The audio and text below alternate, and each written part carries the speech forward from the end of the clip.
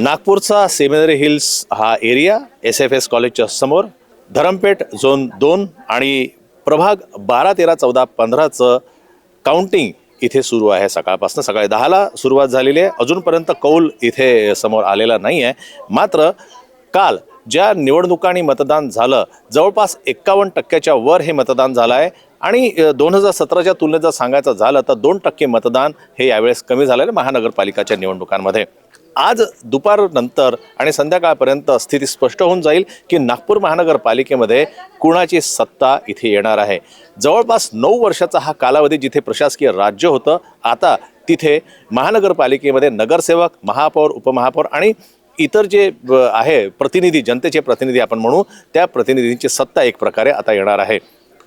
नागपूरच्या विकासाची दिशा त्याच्यानंतर जी आहे ती एक दिशा ची स्थिती स्पष्ट होणार आहे।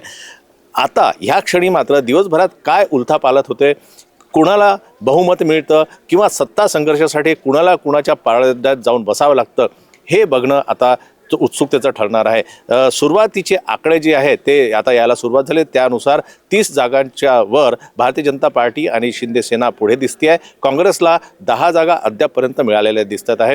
ही स्थिती जसं जसं हे मतदान निवडणुकाचा जो निकालाचा कौल आहे हा जसा जसा पुढे जात राहील तशी तशी ही स्थिती स्पष्ट होत राहील। धरमपेठ झोन क्रमांक 2 इथे जी आहे निवडणूक प्रक्रिया आता सुरू झालेली आहे। निकालाचा कौल आता थोड्या वेळातच यायला सुरुवात होणार आहे। बाहेर जो आहे पोलिसांचा चोख बंदोबस्त आणि काही कार्यकर्ते ज्या प्रतिनिधींचं जे मंडळ आहे, जे उमेदवार आहेत त्यांचं प्रतिनिधी मंडळ इथे आहे। आमच्यासोबत BJPचे काही कार्यकर्ते आहेत, त्यांचे जे उमेदवार इथे आहेत। तर आता काउंटिंग जी सुरू झाली आहे त्याबद्दल ते आणि एकूणच निवडणूक कशी काय झाली आणि त्यांची काय अपेक्षा आहे आपण जाणून घेऊया। कैसा देखते आप इस जो चुनाव हुए हैं कल तक, तो आप क्या देखते हैं कि नागपुर की स्थिति कैसे रहेगी? नागपुर की जो स्थिति है, लोगों ने अच्छा प्रतिसाद दिया इस चुनाव में, लोगों ने अच्छा मतदान किया और लोगों का एक बड़ा उत्साह था क्योंकि आपको पता है कि 6 साल से जो है महानगर पालिका के चुनाव नहीं हुए थे। उसके बाद लोगों ने ये उत्साह बड़े ही धूमधाम से मनाया है और लोगों ने काफ़ी तादाद में अपने वोटों का मतदान किया है। क्या उम्मीद है आपको कि आज शाम तक जो चुनाव के जो परिणाम है वो घोषित होंगे? परिणाम घोषित होने के बाद में क्या स्थिति बन सकती है, कुछ ऐसा अंदाज? स्थिति जो रहेंगी हमारे प्रभाग से जो है लोगों ने जिस प्रकार से वोट किया है तो लोगों का जो हमारे जो उम्मीदवारों ने काम किया है उसको देखते हुए हमारे जो प्रभाग से जो चारों उम्मीदवार खड़े हुए हैं अ, ब, क, ड से, तो हमारे भाजपा के चारों उम्मीदवार पूरी तरह से आएंगे, इसकी आश्वस्त है। एक बात हो रही थी कि युति होनी थी, भारतीय जनता पार्टी के महायुति तो नागपुर में किसी वजह से पूरी तरह से हो नहीं पाई। जैसे अजित पवार गुट अलग हो गया, शिंदे के भी जो उम्मीदवार थे वो अलग हो गए। हालांकि एक मैत्रीपूर्ण लड़त BJP और शिवसेना में देखी गई, तो इसको कैसा आकलन करते हैं? इसमें देखो सभी ने अपने अपने पक्ष के तरफ से उम्मीदवारी की है, जिसको जहाँ से उम्मीदवारी मिली वहाँ से उन्होंने अपना चुनाव लड़ा है।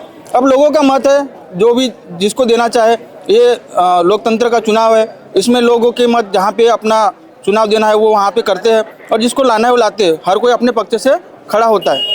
ये आपने जो बात कही कि मतदान अच्छा हुआ, लेकिन अगर मैं आपको बता दूं कि 2017 में जब आखिरी चुनाव हुए थे महानगर पालिका के, तब लगभग 53% वोटिंग हुई थी और इस बार 51% ही वोटिंग हुई। तो ये स्तर कम हो रहा है, युवा पीढ़ी ज़्यादा जागरूक है और आने वाले जो अभी दौर गया उसमें युवा पीढ़ी को भी काफ़ी अच्छा मौका था। तो कहाँ ऐसा क्या हो गया कि मतदान का प्रतिशत बढ़ने के बजाय कम हो गया? आप खुद युवा है, क्या आकलन करेंगे?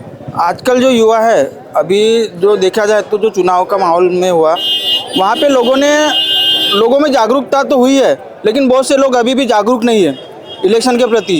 वो कहाँ वोट डालना, लोग घर से निकलने को नहीं देखते हैं। तो कहीं ना कहीं वोटिंग परसेंटेज, कुछ लोग वोटिंग लिस्ट में अगर देखा जाए तो जो जनगणना होना चाहिए मेरे ख्याल से, कुछ लोग मृत है। लिस्ट तो बड़ी दिखती है लेकिन लिस्ट में बहुत से लोग नहीं है। बहुत से लोगों के नाम पुराने वोटिंग कार्ड होने की वजह से वो लोग मतदान केंद्र में पहुंचते, लेकिन उनकी वोटिंग कहीं ना कहीं नहीं हो पाई। इसकी वजह से भी कहीं ना कहीं परसेंटेज में गिरावट हुई है।